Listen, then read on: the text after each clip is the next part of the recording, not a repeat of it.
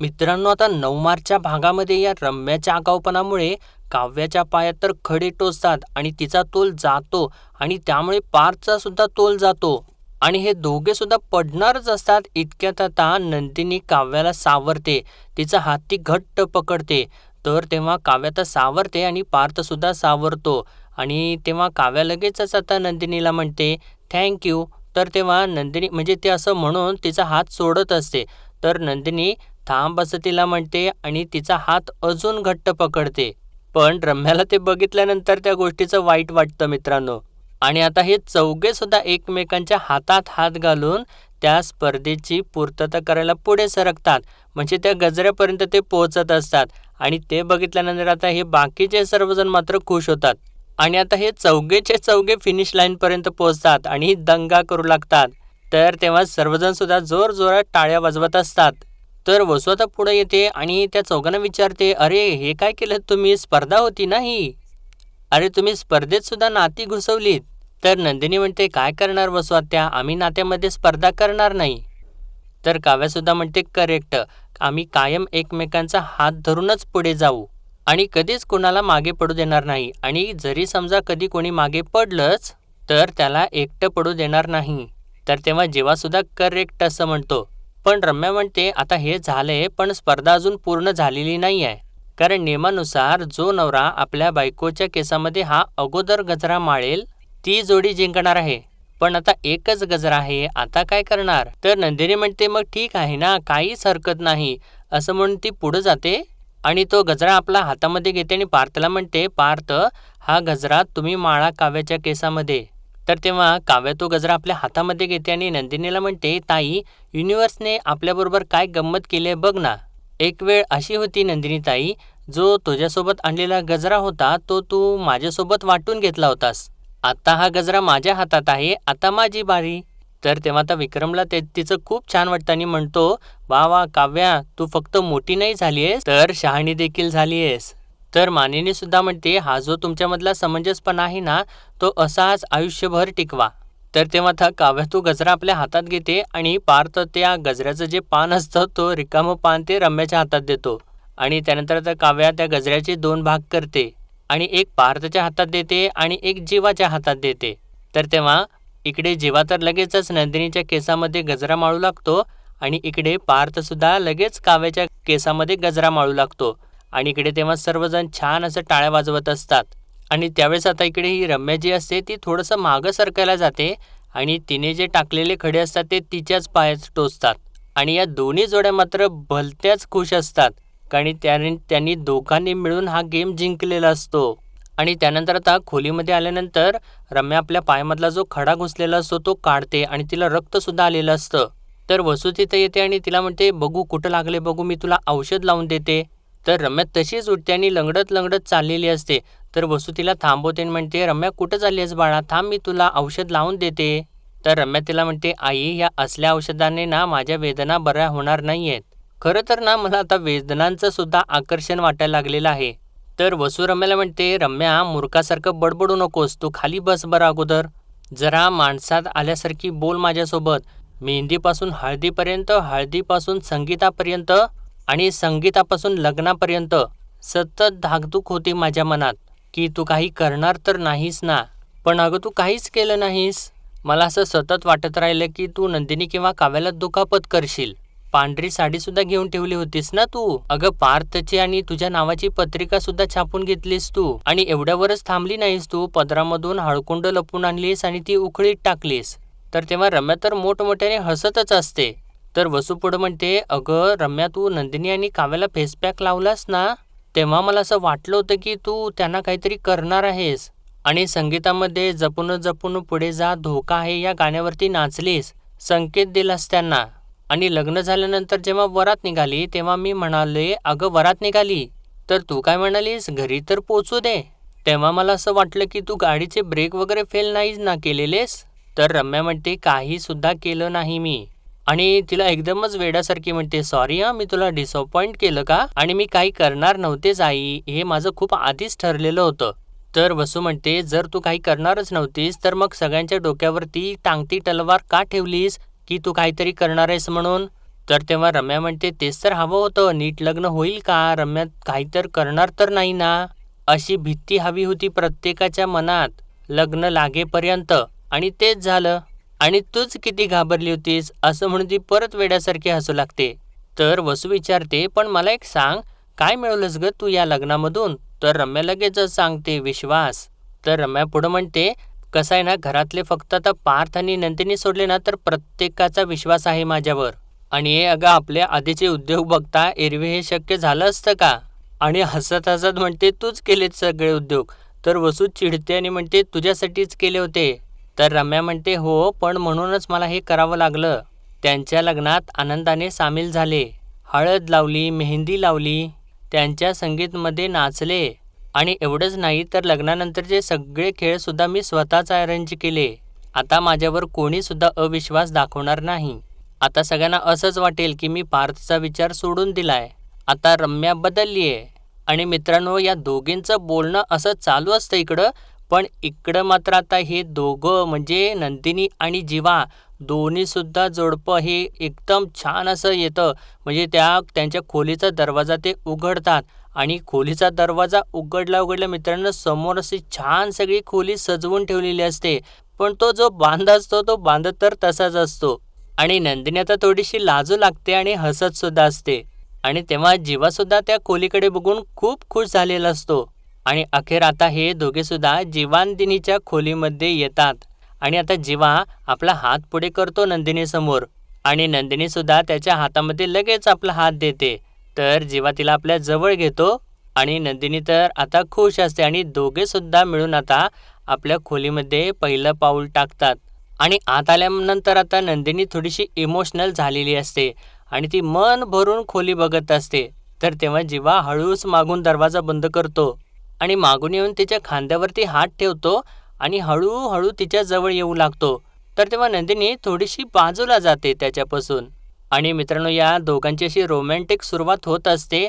पण तेवढ्यातच इकडे ही रम्या जी असते काहीतरी वेडं विचित्रच वाक्य वसूला म्हणते, आता उद्या जेव्हा काव्या मरेल ना, तेव्हा हेच लोक माझं लग्न पार्थशी करून देतील, मी नाही म्हटलं ना तरीही. तर वसू आता जामच घाबरते आणि तिला म्हणते, म्हणजे तू काव्याला मारणार आहेस म्हणूनच ती पांढरी साडी घेऊन ठेवलीस? आणि त्या दिवशी असं सिलिंगकडे एकटक बघत म्हणालीस की सिलिंगमध्ये बॉडी लपवलं तर कोणाला कळणार नाही. आणि असं ती बोलत असताना रम्या तर वेड्यासारखी मोठमोठ्याने हसू लागते आणि म्हणते, नाही काही, मी नाही मारणार तिला. आणि मला ना कळून चुकले आई, त्या दोघांना ना ते दोघंच तोडू शकतात. त्यामुळे ना आता पार्थ आणि काव्यास त्यांच्या नात्याला तोडणार. तर वसू विचारते, आणि हे सगळं तू कशाच्या आधारावरती विचारतेस, बोलतेस? तर रम्या म्हणते, माझ्यावर विश्वासच नाही आहे ना तुझा, थांब थांब. आणि त्यानंतर एन्व्हलपमधून 2 पत्रिका काढते आणि वसूच्या हातात देते. आणि ज्यावेळेस वसू ती बघते तर म्हणते, पार्थ आणि काव्याची जन्मपत्रिका. पार्थची पत्रिका तू एक वेळ घरातून मिळवली असशील, पण काव्याची जन्मपत्रिका ती कशी मिळवलीस? तर तेव्हा रम्या म्हणते, अगं तेच तर म्हणाले ना मी, विश्वास कमवलाय मी. काय झालं माहिती का, लग्नाच्या गडबडीत शारदा काकूला घोळात घेतलं आणि त्यावेळेस ना काव्याच्या पत्रिकेबद्दलचे सगळे काही डिटेल्स मागून घेतले आणि मी पत्रिका बनवली. पण महत्त्वाचं हे आहे, त्यांच्या दोघांच्या पत्रिकेवरून मी ही गुणमिलन पत्रिका बनवलेली आहे, असं म्हणून ती पत्रिका ती दाखवते वसूला. आणि त्यानंतर म्हणते, तू बघच आई, हे पार्थ आणि काव्या ना स्वतःच काव्यार्थ तोडतील आणि मग सुरू होईल रम्यार्थचा प्रवास. आणि तुला गुरुजींची भविष्यवाणी लक्षात आहे ना, तसंच होणार. आणि त्यानंतर लग्नानंतर होईलच प्रेम, असं गाणंच म्हणू लागते. तर वसू तिला म्हणते, रम्या वेड लागले तुला, वेड. तर या दोघींचं मित्रांनो असं चालू असतं. आणि इकडे परत आता नंदिनी म्हणजे जेव्हा तिच्या जवळ आलेला असतो ना मगाशी, तर नंदिनी आता लाजते आणि ती बाजूलाच होते. तर जेव्हा आता परत तिच्या जवळ येतो आणि परत तिच्या खांद्यावरती हात ठेवतो. आणि मित्रांनो, त्यावेळेस आता यांनी असं छान असं रोमॅन्टिक बॅकग्राऊंड म्युझिकसुद्धा लावलेलं आहे, जीव गुंतला. तर आता जीवा नंदिनीला आपल्या दिशेने वळवून घेतो आणि नंदिनी अजूनसुद्धा खूप लाजत असते.